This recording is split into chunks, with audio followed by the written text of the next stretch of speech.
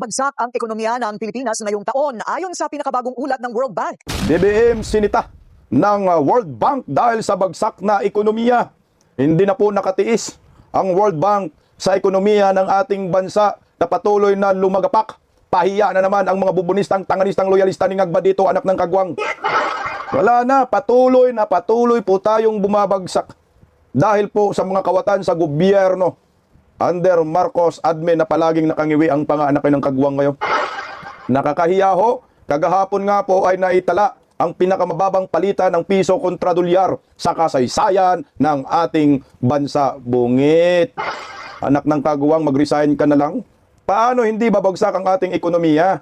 Ang ginagawa, panay pangungurakot at panay demolition job sa mga Duterte at sa mga kakampi ng mga Duterte. Kaya wala pong magandang na idudulot itong gobyernong ito simula umpisa pa lang ng kanyang termino. Duterte. Tapos ngayon, mga kalyado ng mga Duterte, binabanatan. Kagaya ho itong si Senator Ronald Bato de la Rosa, ginigipit masyado balak kidnapin. Kaya naman ang payo ni Senator Robin Padilla kay Senator Bato, huwag kang sumuko sa mga banyaga. Anak ng kagwang, banyaga pang dadayo dito para kidnapin si Bato. Nabiktima na nga si former President Duterte Wag Bato, kang sumuko, lumaban ka, magtago ka, wala ka pa namang warrant At palike mo muna, pa-share, pa-subscribe, at pakipindot po ang inyong notification bell upang lagi po tayong updated sa ating mga video. Suportahan po natin ang Birada Aguila tuwing alas 2 hanggang alas 3 ng hapon sa Birada Aguila YouTube channel. Magandang tanghali po sa ating lahat. Excuse me po. Pag-usapan po muna natin itong ekonomiya ng ating bansa na nakakahiya ho maging Pilipino sa panahong ito. Grabe, no? Simula na si Bongbong Marcos naging presidente, ang ekonomiya ng ating bansa, hindi talaga gumanda ang ekonomiya. Patuloy na bumabagsak hanggat nalulubog tayo sa kumunoy. Noong una, mga political analyst lang, mga economic analyst lang ang pumupuna na bumabagsak ang ekonomiya. Pero ito, World Bank na talaga ang nagpuna sa gobyernong ito. Na hindi na po siguro sabihin ng mga animal na mga supporter ni Bangag na fake news na naman tayo. Ito, World Bank na mismo ang nagsalita tungkol sa bagsak na ekonomiya ng gobyernong Marcos na hindi ho talaga tumama ang economic policy ng hinayupak na gobyernong ito. Pakinggan po natin mga bubunistang tanganista, baka sabihin na naman ninyo, gawa-gawa kami. Bagsak ang ekonomiya ng Pilipinas ngayong taon ayon sa pinakabagong ulat ng World Bank. Ito'y panawagan nito sa gobyerno, bilisan na ang reforma at ayusin ang mga sistema para makabangon agad ang bansa sa epekto ng flood control scandal. Narito ang agenda report ni Paulo Barcelon. Hindi na lamang sa mga binabahang lugar at napipinsalang ari-arian ramdam ang epekto ng flood control scandal. Ang ekonomiya, damay na rin sa epekto ng kalkala ng katiwalian dahil bumaba sa 5.1% ang economic growth ng bansa ngayong 2025 ayon sa tala ng World Bank. Malaki ang ibinaba nito mula sa 5.7% noong 2024. Tingnan mo stop muna natin yan. Yung 5.7% ng 2024, bagsak pa talaga yan kumpara sa mga nakaraang administrasyon. Yung economic growth yung paglago ng ekonomiya. Yung 2024, bagsak na talaga. No? Pagdating ng 2025, lalong bumabagsak, puta ang layo, 5.1% ngayong taon. So yung sinasabi mo na paano makabawi, mukhang malabo na pong makabawi. Kasi mayroong nga nagsabing na ekonomista na mahihirapan na makabawi ang Pilipinas sa pagbagsak ng ating ekonomiya. Tuloy. Ayon sa World Bank, isa ang nangyayaring flood control scandal serye sa governance concerns na kailangang tugunan agad ng gobyerno para maagapan ang pagsadsad ng ekonomiya ng bansa. It really is critical that the Philippines doubles down on reforms. And in particular, we highlight three aspects in the first two parts of the report. The need to accelerate governance and institutional reforms to restore confidence. Second, to continue with fiscal reforms to ensure that fiscal consolidation is achieved without sacrificing long-term growth. Nakapagtala din ng World Bank ng pagbaba ng foreign direct investments at gasto sa public infrastructure. Bumaba rin daw ang mga turistang pumunta sa Pilipinas mula South Korea na isa sa top tourist markets ng bansa. Teka muna, dito muna tayo sa turista. Putsang ina kami talaga rin apektado kami.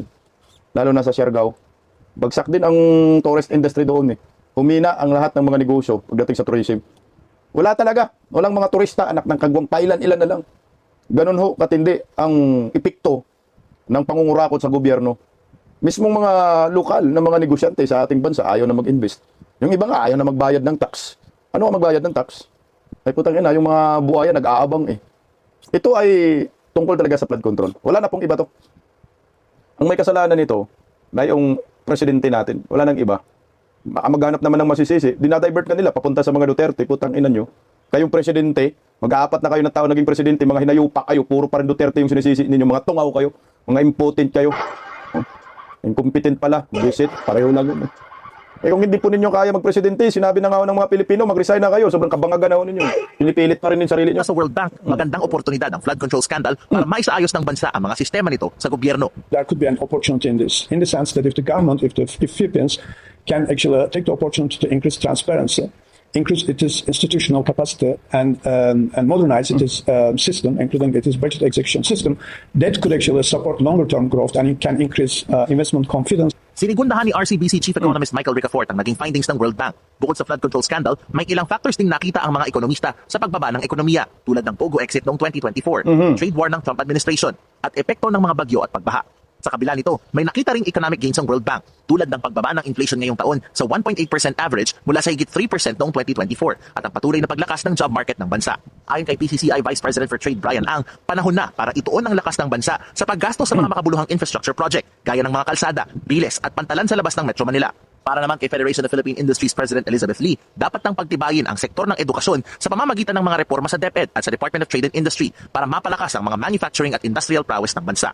Gate ng World Bank at ng mga ekonomista, hindi dapat maging usad pagong ang pamahalaan sa pagpapatupad ng mga importanteng reforma dahil kung magiging peak performative people ang gobyerno, maaari itong makaapekto sa ating ekonomiya at ramdam ang mga epekto nito sa mga bahay at buhay ng bawat Pilipino.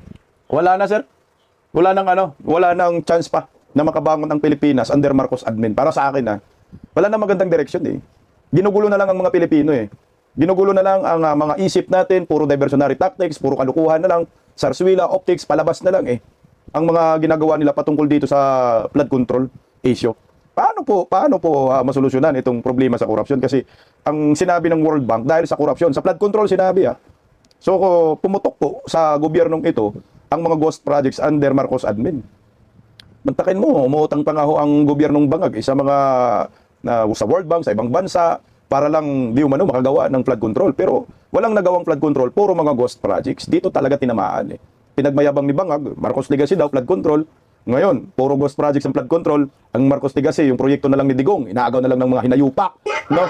Pinicredit grab na lang. Wala nang magtitiwala ng mga foreign investors. Ito yung dahilan. Apektado rin yung tourism industry. Imbis yung tourism industry na lang po ang ating pag-aasa, apektado rin dahil sa korupsyon.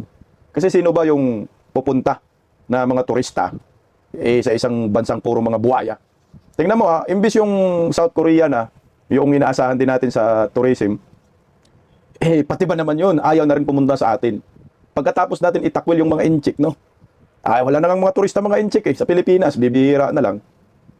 Itong South Korea na naman ngayon, inayawan tayo. Naka-apekto talaga yung pagtanggi ng South Korea na pautangin ng ating bansa. Reflection yun. Dahil sa flood control, corruption, yun ang malinaw dyan. Kaya ang ano nung nangyayari, bagsak ang ekonomiya. Yung sinabi ng mga ekonomista, ginawa na yun ni Tatay Digong noon. Gawa ng tulay, kalsada, mga pantalan. Ilang pantalan ang ginawa ni former President Duterte inayos. Sobrang dami. Mga airport, ang dami ho eh. Pero ngayon, under Marcos admin, ang mga animal doon sa flood control kasi siguradong makanakaw sila, puro ghost. Kaya ngayon, sinong nagsasuffer tayo, mga Pilipino? Pag-asa na makabawi, mukhang malabo para sa akin eh. Wala nang pag-asa ang Pilipinas sa mga Marcoses. Kagaya kahapon, tingnan mo Putang ina, gumawa na naman ng kasaysayang ang hinayupak. Swerte yung mga OFW dito. Pero malas po ang kabuuan ng maraming Pilipino. Pero hindi rin swerte ang mga OFW kasi nga, ang mga kamag-anak nila nasa Pilipinas din naman nakatira eh. Tingnan mo naitala po kagahapon ang pinakamahinang piso kontra dolyar sa kasaysayan ng ating bansa. Narito po ang balitang iyan. Sumadsad sa pinakamababang level ang palitan ng piso kontra dolyar. Nagsara po ito sa 59 pesos and 22 centavos na pinakamahina sa kasaysayan. Mas mababa po yan sa 59 pesos and 17 centavos na naitala noong November 12. Wala pang pahayag ang Bangko Sentral ng Pilipinas kaugnay ng paghina ng piso kontra dolyar. Tingnan mo narinig nyo yan mga bubunistang, tanganistang, loyalista ni Ngagba. Pinakamahinang piso sa kasaysayan ng ating bansa na itala po yan kagahapon buang kabungit. Diyos ko, 59.22, anak ng kagwang, BBM pa rin kayong mga animal na kayo. Grabe na, lahat na lang ng kahirapan, naranasan na ng mga Pilipino under Marcos admin. Sus ko, sa ibang bansa pa to nag-resign na eh. Isa lang ang ibig sabihin, weak ang leader, walang kwentang pamumuno. Kasi nga, simpleng logic lang eh. Kung totoong maayos ang pamumuno ni Bangag, ay puta, maranasan kaya natin yan. Pinaka-weak napalitan ng piso kontra dolyar sa kasaysayan, 59.22. Akala ko ba mga bubonistang tanganista ni Bangag ay pag si BBM maging presidente ang palitan ng piso kontra dolyar ay $1 ay equal to 1 piso. O nasa na yun? Lolo nyo, ito yung maliwanag na hindi kaya ni BBM maging presidente. Tingnan mo, imbis na kaibiganin yung China, inaway. Na ito na ho sana yung pag-asa natin, umaangat yung ekonomiya natin. Nabanggit ng ekonomista kanina, yung pagkawala daw ng pugo noong 2024. Yun daw ang isa sa mga dahilan na bumagsak ang ekonomiya. Tama talaga. Alam mo po yung mga pugo building ngayon, wala nang mga tao. Marami ring mga establishment, yung mga kondo unit sa Metro Manila. Putang ina, pag tinignan mo, wala ang katao-tao. Mga kondo unit Akala mo ghost town eh. Bakit? Napupuno lang naman yung mga yan kondo noon dahil sa pugo. Dahil sa mga inchik, yung mga inchik diyan nakatira sa mga kondo unit. Kondo man yan sila. Pati tourism industry tinamaan pagkawala ng mga inchik eh. Diyan talaga bumabagsak. O nawala yung pugo. Sa panahon ni Tatay Digong nga, pag tiningnan mo, regulated naman talaga ang pugo. Wala namang kababalaghan sa panahon ni Tatay Digong. Rehistrado naman lahat. Tinatingnan naman ang lahat ng mga transactionist ng mga pugo. In fact, yung COVID yung pandemya, pugo nga ho yung nakatulong sa atin Tapos, pagkatapos ng pakinabangan, tinanggal mo. Nasaan yung logic nun? Isipin, panahon ni Digong, rehistrado lahat. Panahon ni Bangag, hindi na nagrehistro. Gusto yata ng mga animal under the table ang mangyayari. Ngayon, putang ina, tinamaan din talaga tayo. Yan yung hindi mo po pwedeng itanggi. Aminin nyo na. Nagsimula ng inaway ng Bangag admin, ang mga incheck, bagsak ang ating ekonomiya. Aminin nyo na. Kung tutuusin, dapat dumidikit na tayo sa incheck, nakipag-uusap ng maayos. Pero itong animal na Bangag, paaway-away pa, inaway-away pa incheck. Anong napala natin sa pag-aaway? Nakaraan, putang ina, proud ka pa na may Chinese government na gumawa ng tulay, inangkin mo pang hinayupak wala ka nang ambag doon, ni 5 centimos, wala kang ambag, ni effort, wala kang ambag, wala kang ideya, inangkin nyo pa. Simple lang kung ikaw tanga kang animal ka, mabubunistang tanganista, magpakatanga kayo. Huwag nyo kaming idamay. Saan ka nakakita? Galit ka sa China, tapos ngayon proud ka na may yung China. Tulay na idinunit sa atin. Hindi mo pa pinasalamatan ngayong China Ang nagpasalamat pa nga si Vice President Inday Sara Si Tatay Digong, hindi mo nga pinasalamatan. Totally, inangkin mo yung proyekto ng China. Dapat nga, nag-announce ka dyan. Maraming salamat sa China. Hindi mo magawang pasalamatan kasi ubog ka, nagpasakop ka sa Amerika. Ngayon ang Amerika, ni isang tulay kalsada, walang nagawa, walang nadunit. Pero ang Chinese government, ang daming naidunit. Tingnan mo, pakinggan natin si Miss Ana Malindug Uy. Putang ina, ang Pilipinas pala, ang pinakakulilat, parang wala nang pundo. No, walang investment na inilagak ang Chinese government sa bansa natin, samantala noon, napakaraming investment. So ito yung patunay na ang bansa natin ay wala ng direksyon kung saan-saan na lang napupunta. Puro Duterte. O ito, pakinggan natin. Prof, no? Well, na-establish na natin kasi even before pa nagsalita ang pangalawang Pangulo, Vice President Sara Duterte, lumabas na yung mga videos, yung mga luma, 2018, plano na nito. Kasi maraming parte lang ito sa plano dyan po sa Davao City, yung Coastal Road, Bypass Road, konektado ito, pati ito, no? So, na-establish na yan, na naisip or naiplano na way back panahon pa ng Vice President Mayor pa siya noon. In fact, noong 2023 sa inauguration ng Coastal Road, binigyan siya ng pagkilala, in good terms pa sila noon, ng Presidente Bongbong Marcos, kinilala rin ang efforts ni former President Rodrigo Duterte. Pero dito tayo sa mga umuusbong na mga issue na kumakalit din sa social media, lalo na-establish na ito ay walang pondo na ginamit ang local government ng Davao City, ang national government, ito ay pondo galing po sa China. Ito lumabas din yung issue. Ang kapalit niyan, ito pong West Philippine Sea, pampapogi lang yan ng China dahil sa West Philippine Sea. Ano pong pagkakalam niyo po dito? Ito ba'y bukod tanging nagaganap lang sa Pilipinas, China, sa pagtulong sa Pilipinas? Or China sa iba pang mga bansa? Or ibang bansa sa iba pang mga bansa? Okay, magutit na tanong mo yan kasi sobrang tawag nito, stretch naman yung mga ganyang klaseng opinion or di kaya mga sinasabi ng iba dyan. Unang-una, gusto ko lang linawin, yung Bukana Bridge ay isa yan sa 3 na gifts kumbaga regalo ng China sa Pilipinas, meaning hindi siya loan. It is ano siya, grant. So ibig sabihin, pera ng China ang ginamit diyan, 3 tulay. Pero ito yung pinaka-controversial na Bukana Bridge sa Davao kasi ang nangyari diyan parang sinasabi ni BBM na legacy niya or one of his legacies sa infrastructure, which is nagre-react syempre ang mga tao kasi alam naman natin na noong 2018 yan at the same time 2020 nagkaroon parang na-approve na yung funding diyan at saka yung mga negotiation nangyari during the time of President Duterte at saka during the time of the Vice President as Mayor of Davao City. So may mga may mga debate na hindi yan legacy per se ni President Marcos Jr. but it's more of a legacy, part ng legacy ng tinatawag mong build program ng Duterte administration na yun ang tinatawag natin before, yun ang tinatawag talaga natin na golden age of infrastructure infrastructure. Nagsulat ako niyan ng maraming article published in ASEAN Post. So hindi pwedeng i-claim ni BBM yan. Kung ako kay President Marcos Jr., I think he should have his own legacy. Siguro gumawa siya ng sarili niyang mga infrastructure project na matatawag din legacy. Paano magkakaroon ng legacy itong hinayupak na ito? Wala nang alam. Ang legacy flood control, puro mga ghost yan. Marcos legacy, flood control, ghost projects. Anong legacy niya? KOGC SEDS. Anong legacy niya? Kinidnap si Digong. Ito naman, anong legacy niya? Si Bato, isama. Anak ng kanumuti talaga, walang kwenta. Walang legacy na matino itong si Bangag. Puro panluluko lang.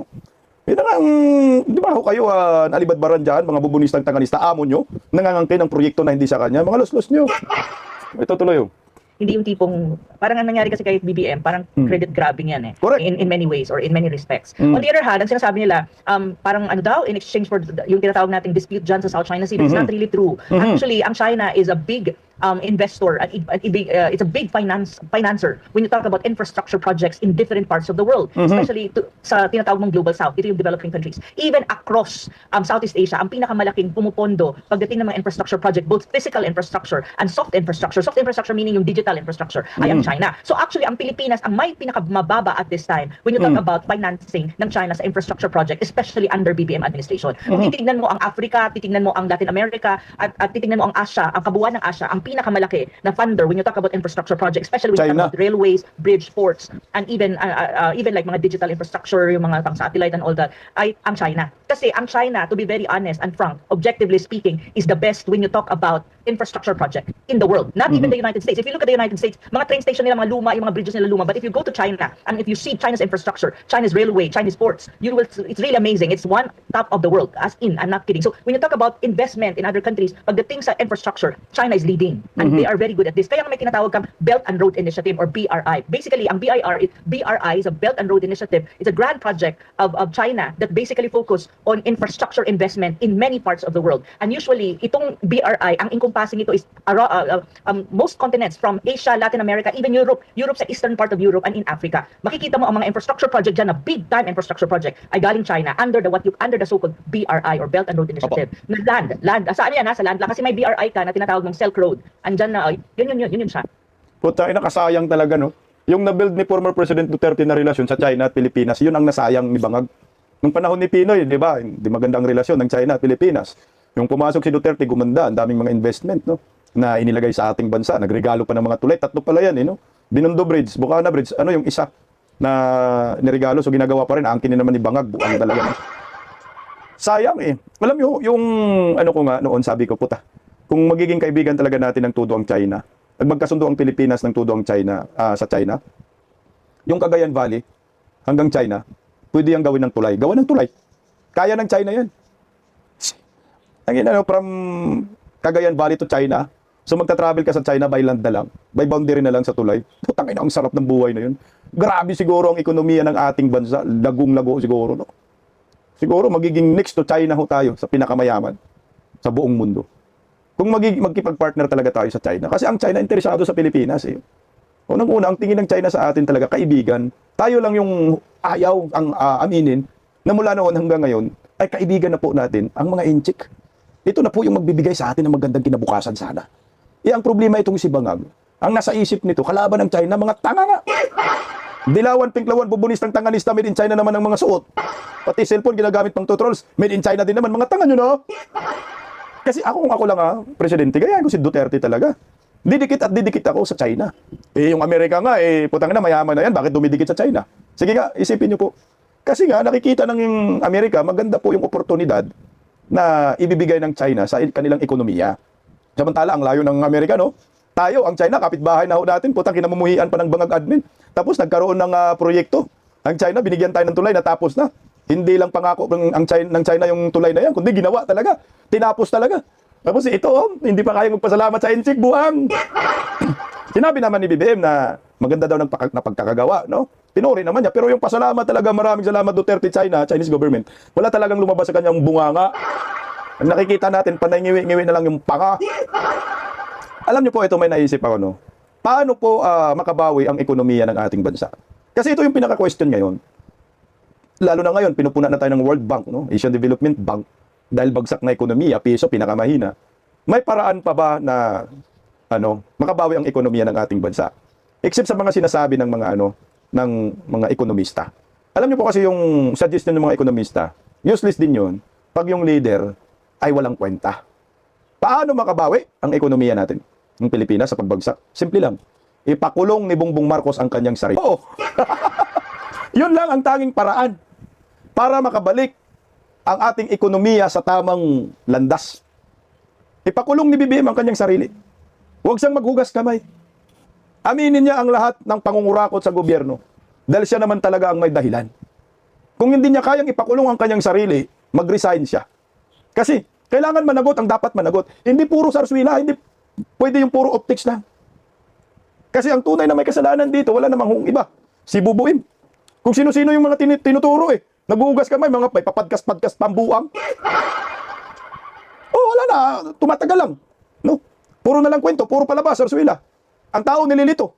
Tingnan mo yung kanyang sinasabi na magpapakulong daw bago magpasko. Sinong pinapakulong nila? Si Diskaya, putang ina, dilis. Yung pinapakulong mo, iyon na nga yung magtuturo eh. Sa'yo.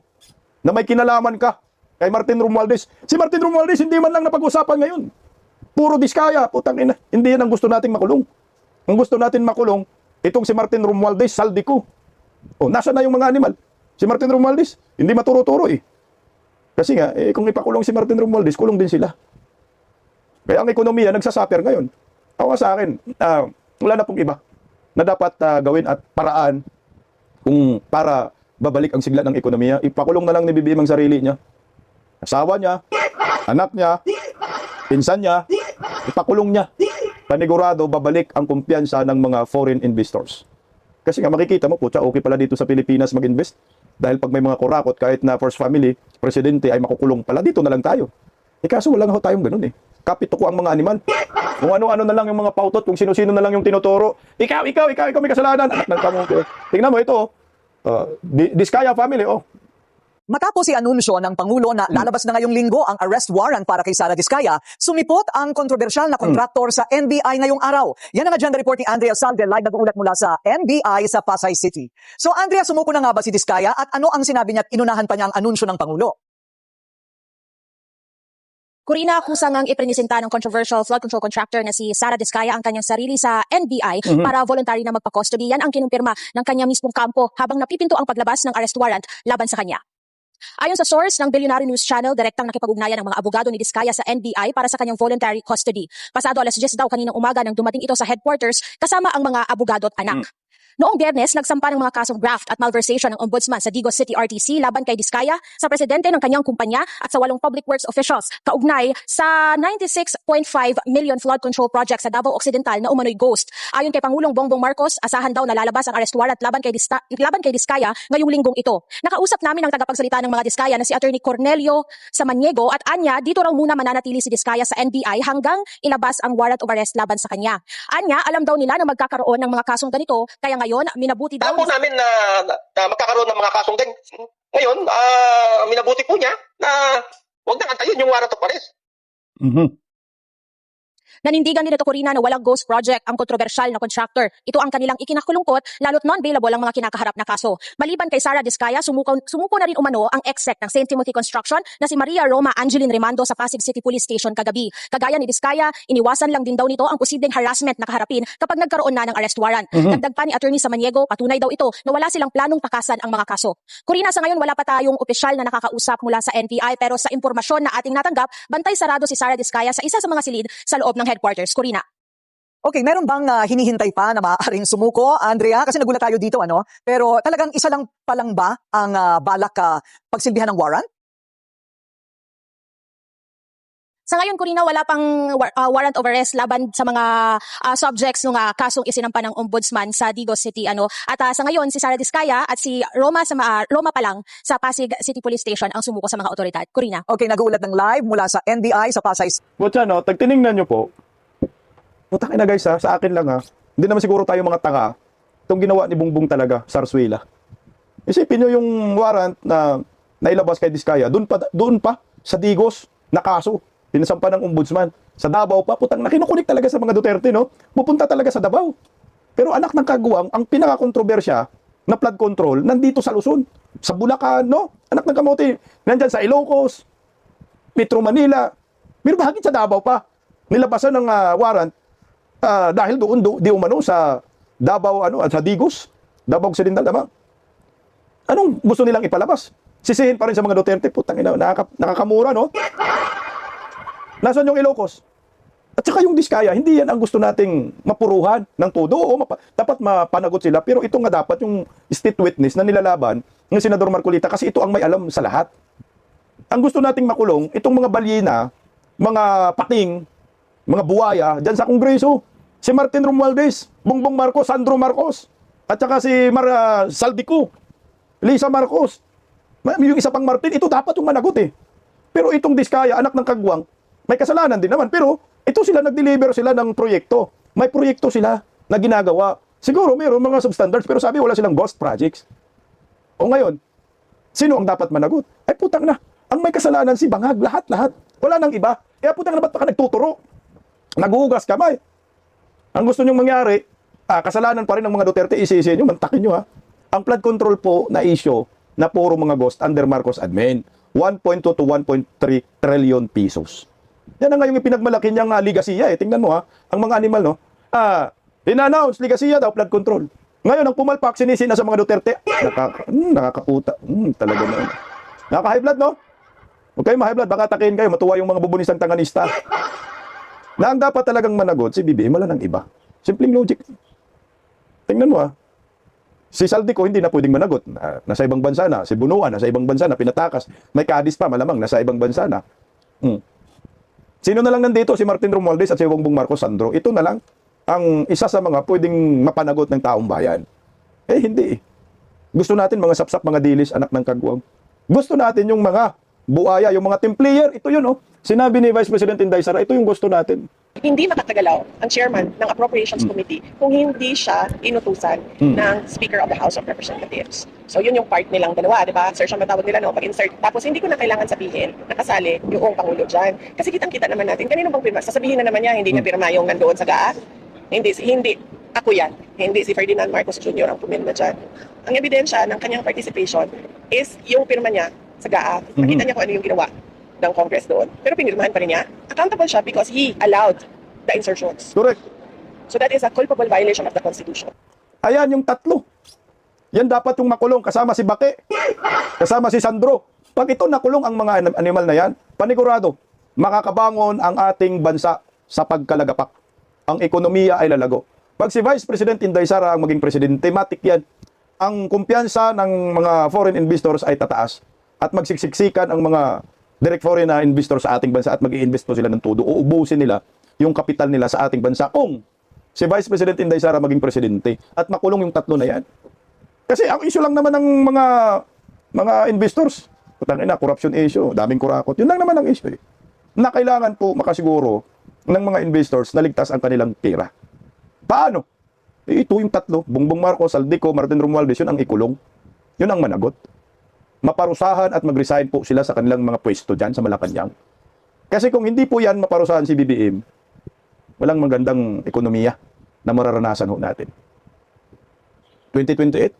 Kasi si Inday Sara, wala namang makakatibag dyan. Kahit dayain pa nila sa kumilik, malabong dayain yan. Kailangan lang ang gawin ng taong bayan sa 2028, todo bigay ang suporta. Bagayanigin talaga, una pa lang ang pangangampanya, yanig na agad. Milyon-milyon darating sa mga rally, gano'n na ho.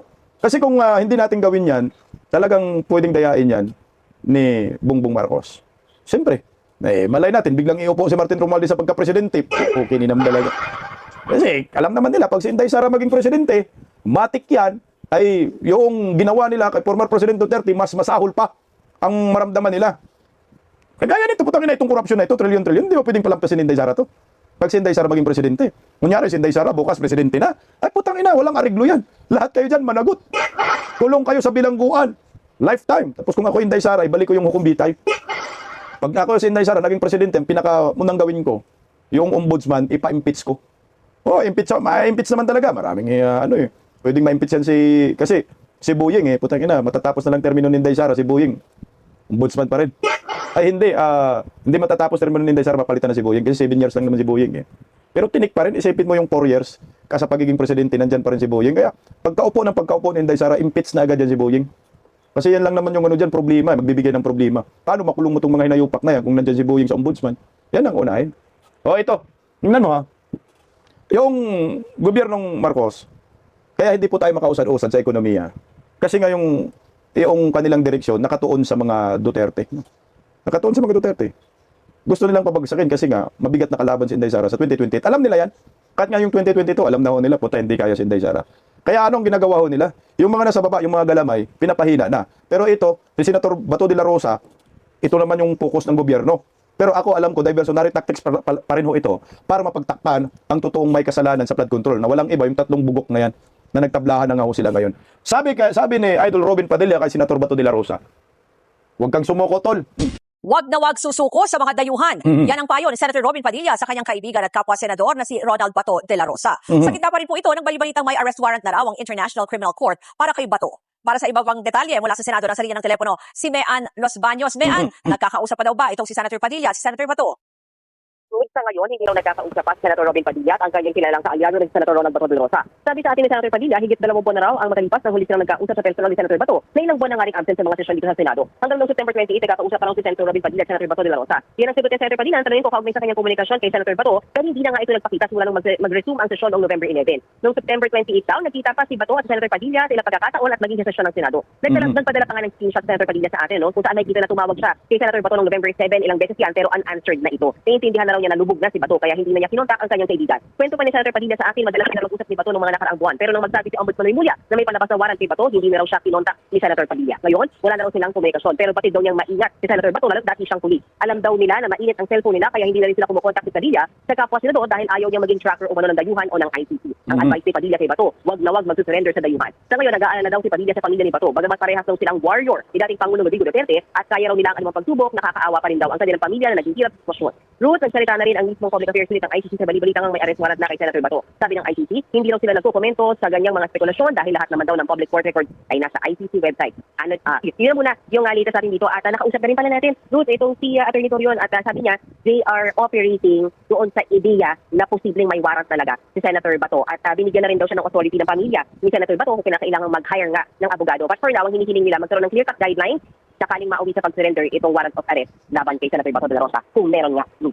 Putsang ina, tama ka dyan, tol. Huwag kang sumuko, tol. Yan ang pinaka-the-best dyan. Kasi nga, ako sa akin, wala namang ano dyan, wala namang kaso yung sinabi ni Senator Idol Robin Padilla na huwag kang sumuko Bato sa mga banyaga. Simple lang naman yan. Wala pa namang warrant of arrest si Senator Bato. Hindi pa naman puganti yan eh. At nasan yung proseso? Kasi ang inihintay ng kampo ni Senator Bato, Attorney Torion, maglabas kayo ng regulasyon. Ano ba talaga ang tamang proseso sa kaso ni Bato para makakounter po kami? Kasi kung hindi malinaw po sa kampo ni Senator Bato, siyempre, hindi rin malinaw kung anong gagawin nila. Kagaya nito, pakinggan po natin. Nanindigan ng kampo ni Senator De La Rosa na dapat paliwanag ng gobyerno legal na proseso kung isusuko man siya sa ICC. Kaya na una sa lahat, nasa na nga ba si Senator De La Rosa? Yan din ang tanong ng marami sa atin, Jiggy, nasa na nga ba si Senator Bato de la Rosa? Pero ayon sa kanyang abogado na si Attorney Israelito Torion, naniniwala siyang nandito lang sa Pilipinas ang senador. Pero nanindigan siya na hindi niya nakakausap ang kanyang kliyente at ang tanging nakakausap daw niya ay ang pamilya ni Senator Bato de la Rosa. Bago naman yan, sinabi ni Ombudsman Boying Remulla na naniniwala silang nasa Pampanga lang si Senator Bato, bagay na inalmahan ni Attorney Torion. Pakinggan natin ang kanyang pahayag. Baka ginawa naman yun para mabulabog si Senator Bato at mag-move kaagad at mamonitor na nila. Ang tawag namin yan, bluff. Jiggy, maging ang PNP, sinasabing wala silang impormasyon kung nasaan o kahit anong sighting kay Senator Bato de la Rosa. Nakausap ko rin si Senate President Tito Soto, natanong ko siya at ayon sa kanya, wala pa rin daw silang komunikasyon ni Senator Bato hanggang ngayon. Wala rin daw paalam kung siya ba ay leave now, absent na hanggang sa end of the year. Alam nga natin, hindi na siya nagpakita simula nung mag-resume ang session noong November 11. At tinanong ko rin Senate President Tito Soto kung paano kung mag-surface si Senator Bato at piliin na magkubgob o magtago sa loob ng Senate building. Dahil alam natin, hindi pwedeng kahit anong arrest kapag ang senador ay nasa loob ng Senate premises. Bagay na hindi na sinagot ni Senate President Soto. Jiggy? At mayan kung hindi nakakausap ni Attorney Torion si Senator De La Rosa, paano nila pinag-uusapan yung magiging legal strategy nila?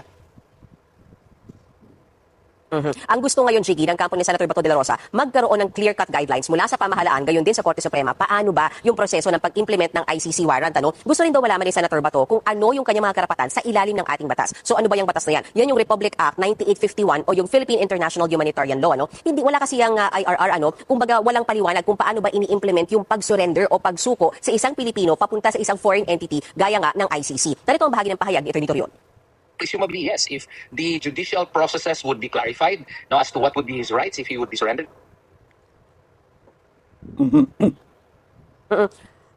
Nilinaw din ng DOJ, Jiggy, na hindi na kailangan ng IRR dahil nga self-executing daw yung batas na yan. Kung matatandaan natin, Jiggy, yung batas na yan, yung international humanitarian law na yan, ang naging basihan din ng pag-aresto at pag-surrender kay dating Pangulong Rodrigo Duterte. Nilinaw din ng DOJ, Jiggy, na hanggang ngayon, wala silang natatanggap na warrant of arrest mula sa ICC para kay Senator Bato de la Rosa. Jiggy.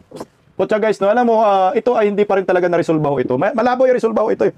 Kasi nga, ang sabi ng Department of Justice, dalawa lang ang paraan, ang batas na dapat masunod, yung extradition treaty at yung surrender, voluntary surrender. Yung extradition treaty, wala namang ganun sa pagitan ng Pilipinas at ICC. Kasi nga, yung extradition treaty, bansa to bansa, hindi naman bansa yung ICC. Kaya ang gagawin animal ng gobyernong ito, yung ginawa nila kay Tatay Digong, na ipinalabas nila na voluntaryong i-surrender. So surrender si Senator Bato. Yun yung gagawin nila uli. Kasi wala pa namang ang tawag yun, yung regulation ba? Rules and regulation. Walang ganun eh. IRR ba tawag doon? Wala pa. Kasi bibihira yung mga ganitong kaso. So ngayon, ang gusto nila, i-surrender na lang. Eh puta, siyempre, pag ikaw Pilipino ka, bakit naman nyo ako i-surrender sa anak ng kagong sa ICC? Eh wala naman akong kasalanan sa ICC. Kung may kasalanan ako sa bansa, kasuhan nyo ako. Yun lang naman eh. Kasi tayo nga eh. Di ba? Bakit ba natin ipagkanulo yung ating kapwa Pilipino? Ipinapauwi pa nga natin yung ibang mga OFW na hinahatulan. Ito pa kaya? Na walang kaso. Akusasyon lang si former President Duterte. Mali na nga yung may Tatay Digong. Maliin pa ninyo ngayon kay Bato. Anak ng kagong, anong klaseng gobyerno meron tayo? Tandaan nyo po ayon po mismo sa Department of Justice, hindi pa pupuganti si Bato at saka wala pang kaso. O ito, pakinggan po natin. Balitang ito. Inihayag ng Department of Justice na hindi pa itinuturing na pugante si Senador Bato de la Rosa kasabay ng muling pagkumpirma na wala pa silang impormasyon o kopya na umano'y warrant of arrest laban sa senador. Narito ang balita ni Margot Gonzales. Patuloy ang Department of Justice o DOJ sa pagsasabi na wala pa silang natatanggap o nakikitang kopya ng warrant of arrest ng International Criminal Court o ICC laban kay Senador Bato de la Rosa. Yan ay kasunod ang social media post ni dating presidential spokesperson Attorney Harry Roque na may lumabas ng arrest order laban sa senador. Ayon kay DOJ spokesperson Attorney Paulo Martinez, hanggang sa kasalukuyan, wala pa silang impormasyon hinggil dito. Hindi pa anya akusado o pugante ang senador at hindi pa nila anya ito minomonitor o pinaghahanap dahil nga wala pa naman daw silang nakikitang kopya ng ICC warrant. Pero sa kalit meron na raw ay hindi naman ito isisekreto ng DOJ sa publiko. Tiyak ng DOJ na bago pa makapagpalabas ng warrant ang ICC ay makikipag-ugnayan ito sa kanila at ang Interpol. Ang kopya ng warrant of arrest ay maaaring maibigay sa DOJ, sa DFA o sa DILG. Sa kalit naman tuluyan sila makakatanggap ng warrant of arrest para kay Senador Bato de la Rosa galing sa ICC, pag-aaralan daw muna nila kung paano ang pagpapatupad dito. Gate ni Martinez, sa ilalim ng batas, may tungkulin na makipag-cooperate ang bansa sa Interpol, habang sa kabilang banda, sa ilalim ng RA 9851 o International Humanitarian Law, maaaring sa pamamagitan ng extradition o surrender ang magiging route ng pagpapatupad sa arrest order na kailangan pa rin pag-aralan ng gobyerno. Pero sa huli, ayon kay Martinez, premature pang pag-usapan ng issue dahil walang katiyakan kung may paparating ang warrant of arrest laban sa senador. Para sa Diyos at Pilipinas kumahal, Margot Gonzales, SMNA. Hindi pwedeng extradition yan kasi wala kang extradition treaty. Surrender. Putang ina, anong basihan nila na isusurrender nilang isang Pilipino sa banyagang korte? Meron naman tayong korte na umiiral. Meron tayong justice system. Wala, kasi gusto lang nilang manggago nga eh. Gusto na lang manggipit. Gusto lang nila pahinain yung mga supporters ng mga Duterte. Siyempre, si Bato, mabigat din na supporter yan eh. Senador po yan eh. Milyon-milyon ng boto niyan. Magagamit din nila yung kahinaan ni Bato pagdating sa impeachment, di ba, next year? Magsasampa sila ng impeachment. Yun na nga yung nilalaban din ngayon ni Senator ni Atty. Torrio na pag may impeachment, pagbigyan po ng pagkakataon na si Senator Bato na bumoto pagdating sa impeachment. Wala pa naman ding warrant si Senator Bato. Isipin mo, walang warrant, sabi ng Department of Justice. Pero itong si Boying Remulla, na ombudsman lang ang hanimal, na wala siyang jurisdiction sa kaso ni Bato, siya yung nagsasabi na may warrant of arrest nasa cellphone, at siya rin ang nagsasabi na may tracker team na tinatrack daw nila si Bato, anak ng kamuti. Isipin mo, wala pang kaso, may tracker team na. Kung ikaw Bato, magpapakita ka kaya? Wala ka pa namang kaso? Wala pang warrant? Meron ka ng tracker team? Ganun lang ang galit ng gobyernong Marcos sa'yo, Senator Bato. Pero sa akin hindi pa nga mabigat yung mga komentaryo ni Bato, di ba, laban sa mga Marcoses. Pero ito si Bato talagang pinupuruhan. Bakit? Kasi nga, ang nagmamando kay Bongbong nito, yung mga dilawan, pinklawan, mga komunistang grupo, na mga sindikato, mafia, na pinapahina ng previous admin Duterte, yan yung nagmamando. Si Bongit, di ba, may issue sa pulburon, di kakusa niya yung mga pulburonic na gumigipit ngayon kay Senator Bato at kay Tatay Digong. Magpa-hair follicle drug test muna kayo para hindi namin masabi yan, di ba? Dahil natutuwa mga drugista ngayon sa ginagawa nila kay Senator Bato. Yung mga may pamilyang adik na mga bayaran, puta, ito, animal talaga ng sarap na kamura, no? Ito yung isa sa mga dahilan kung bakit bumabagsak ang ekonomiya ng ating bansa at pinuna tayo ngayon ng World Bank. Dahil hindi na po nakatutok ang gobyernong Marcos kung paano mapalago ang ekonomiya ng ating bansa. Saan sila nakatutok? Nakatutok sa mga Duterte, mga kakampi ng mga Duterte, kung paano gibitin, kung paano pabagsakin. Yan ang maliwanag yan. Sa tingin po ninyo, makapabawi pa tayo? Ang ekonomiya? malabong-malabo. Makakabawi ho siguro pag mag-resign si Bongbong Marcos at ipakulong niya yung sarili niya, yung asawa niya, anak niya, pinsan niya, bayaw niya. Dahil yan ang itinuturo ngayon na may utak sa katakot-takot na korupsyon sa bansang ito ayon kay Saldico. Na ngayon nagtuturo mga dilis ang pinapakulong.